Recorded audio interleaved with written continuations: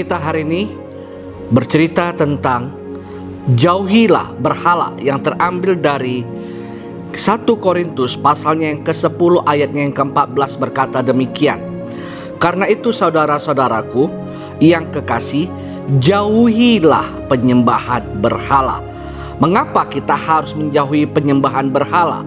Sebab waktu Tuhan memberikan hukum Taurat kepada Musa, hukum yang pertama adalah berkata, jangan ada Allah lain di hadapanku.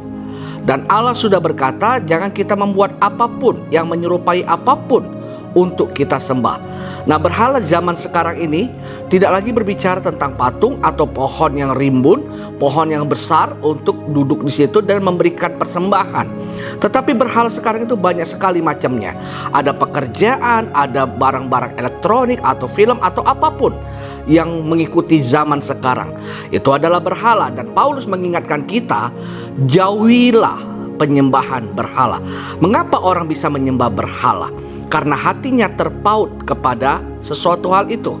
Misalnya, kenapa orang bisa menjadikan tontonan itu sebagai berhala?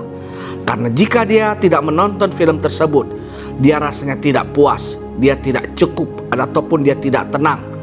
Nah, atau yang lainnya, misalnya handphone. Ya, orang bisa menjadikan handphone itu sebuah berhala. Dia tidak bisa sedikit pun meninggalkan handphonenya. Dia tidak bisa meninggalkan gadgetnya. Dia bermain, dia membuka, bahkan dia melihat hari-harinya, waktunya habis kepada gadget tersebut.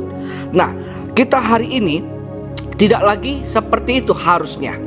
Kita sudah ditebus oleh Allah dengan darah Yesus, dan kita sudah dikuduskan. Oleh karena itu jauhilah penyembahan berhala.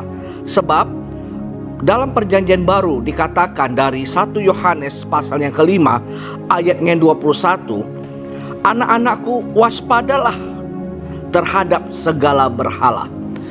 Ya, penulis kitab Yohanes berkata, waspadalah terhadap penyembahan berhala. Waspadalah terhadap segala berhala. Mengapa? Karena berhala bisa membuat kita jauh daripada Tuhan. Berhala itu bisa membuat kita melupakan Tuhan. Kita tidak hidup lagi di hadirat Tuhan. Oleh karena itu, jemaat Tuhan, berhala apa yang ada dalam hidup kita, buang, jauhi, dan jangan kita menyimpannya. Oleh karena itu waspadalah, pilihlah dalam hidup kita ini apa yang harus kita sembah. Sudah pasti Tuhanlah yang kita sembah, sebab keselamatan datangnya daripada Allah saja.